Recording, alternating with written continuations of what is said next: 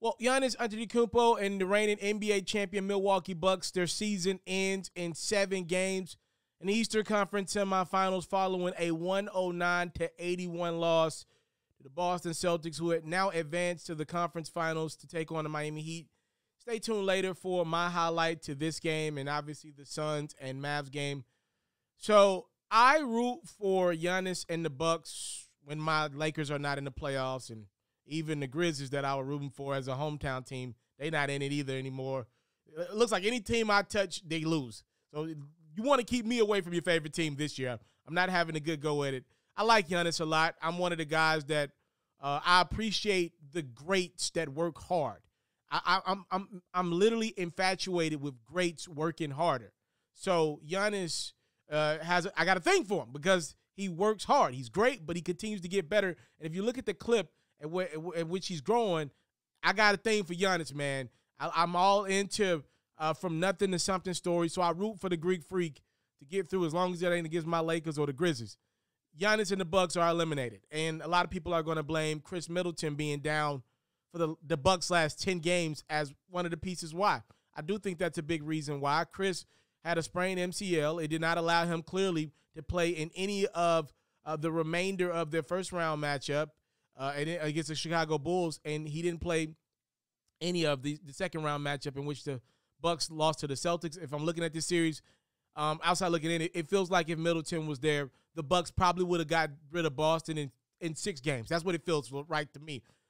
With Chris not getting out there for Game 6, and then for sure him not getting out there for Game 7, clearly he was hurt. He just sat on the bench and watched his team lose from the sideline. No great all-star caliber player wants to do that. Giannis and the Bucks are going home. I'm mad about it. I think for the NBA's sake, having Giannis and the Bucks go after a repeat is better for the sport. I'm shooting this video with the Suns-Mavs game on right now, assuming that the Suns win. If they were able to get back to the finals, you always root for those rematches in your NBA finals. That would have been good. It's not going to happen now. Giannis was incredible through 2 rounds of this postseason, just dominated the Bulls and kept that same energy against the Boston Celtics. He dominated Boston. There's one problem, though. He didn't get a lot of help. And you're going to hear me say this. You're probably going to be like, what? I'm going to give Giannis a little bit of blame for this. Not in the playoffs. No. If you remember, I did a video earlier in the year, in this season, in which I said Giannis doesn't have that look in his eye to me. Giannis is arguably the hardest playing regular season player of all time. He plays harder than pretty much everyone on both ends of the court. He doesn't take a possession off. That's what made him great out the gate. Now his skill set is increasing, and he's just great all around now. Giannis will tell you himself he did not enter this season with MVP on his mind. I believe a guy like that has to enter every game of his life thinking he's the best in the world. I believe that's when he's at his best, believing that he should get every award. He should be the Defensive Player of the Year, MVP. Now, Giannis came on late. If you remember, the Bucks had those big wins in that same week where they beat the Sixers, and then they beat the Nets as well in 1 week span. He got it going late. Giannis is so great. There were nights early in the regular season where he was still going out and grabbing 15 boards with 30 points, and I could still see that he was leaving about 15 to 20% on the table. Again, Giannis at 75 to 85% is better than still pretty much the entire league. But when you got 100% in you every night, right, it was just shocking to me to see him not give it. That's what he does. I was used to Giannis giving it 100% every night. He didn't do that.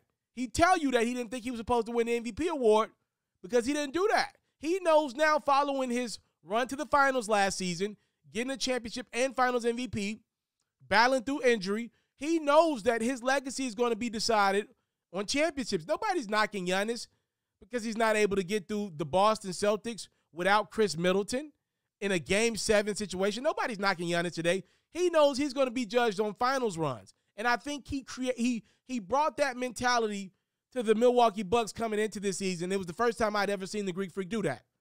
I think it set the wrong tone in that building. And if Giannis isn't going 100%, even if it's just 85, I felt like that Milwaukee franchise didn't do enough to get better in the offseason. all they really did was go bring in Grayson Allen. They grabbed Wesley Matthews, who looked like he was about to be retired following his run with the Lakers last year. A couple pieces here and there, but nothing significant. They didn't get better. Look at that team. Look at that Bucks team following that championship run. They kept Bobby Portis. They probably could have lost Bobby if he wanted to leave Milwaukee. He could have got a couple dollars elsewhere. I believe that. You keeping Brook Lopez in your starting lineup, even though he's got 2 left feet. Drew Holiday was really good. Chris Middleton didn't have his greatest of season. Still really good all-star guy. Was hurt to start the year, and he ends his season hurt. And the Bucks this year just didn't have as much leeway as they maybe did last year. They needed everybody to be on the same page with going after the repeat. They didn't start the season that way. And just because Giannis can turn it on in March, April, and be the greatest version of himself in the first round of the playoffs and the second round of the playoffs, I don't think this team could do that. And I think that Milwaukee's franchise failed Giannis. I think Mike Budenholzer continues to fail Giannis, even though he's a championship-winning head coach. I don't believe that had much to do with Mike at all. I'm giving Giannis more credit than anybody. I saw Mike Budenholzer's lack of in-game adjustments against Coach Udoka of the Celtics, who I thought outcoached him in this round. I don't think Mike Budenholzer is one of the better coaches in the league. I don't. He just got Giannis, who could clean up most of that mess. Just like I didn't think Mike Brown was a good coach when he had LeBron in Cleveland. He just had LeBron. The Bucks failed to repeat. They failed to even get back to the conference finals. And I think there needs to be a commitment from this organization to get better. Get better role players. I'm not saying you got to go bring in star guys, but Pat Connaughton can make a shot. George Hill played good defense, not great, but I thought Carter was playing good enough to keep his minutes in that rotation before George Hill got healthy. Grayson Allen had his ups and downs. Drew Holiday had his ups and downs offensively. Like Bobby Portis in Game 7, breaking his shades, arguing on the bench with the coaches. What was that about? Brook Lopez, 2 left feet, couldn't get out to shooters in time on closeout corner threes. That's why Boston had so many open looks. A lot of people failed Giannis, and I think it started with Giannis failing Giannis. I really do believe that. That Milwaukee's organization's got to go get some more guys. And I'm going to say this. I'm a guy that can say this. Everybody can't talk this kind of talk. Let's call a spade a spade. The Bucks are signing safe guys. All right? You're not going to hear this anywhere else. The Milwaukee Bucks, one of the problems that they've got in their organization is they're only signing safe guys. Now, Giannis is so great, more times than not, he can overcome that. But you need some tough dudes on that roster. What has the Milwaukee Bucks been the last decade? They signed foreigners and guys that don't do a lot of talking. Drew Holiday seems to be a quiet guy. Chris Middleton seems to be a quiet guy. Giannis from out of the country. We've typically seen out of the country guys, they play hard, they work even harder, but they're not vocal guys like that. They don't come from the cities. They don't come from urban communities in the States. Like, they don't got they ain't Marcus Smart, bro. The Bucks need a couple Marcus Smarts on their team. Now, I know Marcus Defensive Player of the Year, but you get what I'm saying. They're playing it safe with guys that don't speak up when things hit the fan. And Mike Budenholzer doesn't strike me as a coach like that. You need some guys, when adversity hits, going to call out Giannis. Stop shooting threes. Yo, tell Chris, yo, you sure you can't get out there on that sprained MCL? Yo, Drew, be more aggressive. Yo, Drew, you take Jason Tatum out the game. You take Jaylen Brown. There was no guy on that team. Hell, that's why Bobby Portis is breaking his shades on the sideline, his glasses. There was nobody on that team to check him about that. Like, yo, bro, we need you now. They got to stop being so safe with the guys they're getting. They could use a couple more tough guys. Dudes, I'm talking about some guys. They need a couple more brothers on the team.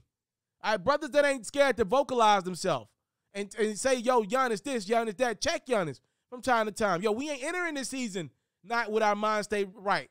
Yo, you know, like the tough guy on the team is Thanasis and Bobby Portis.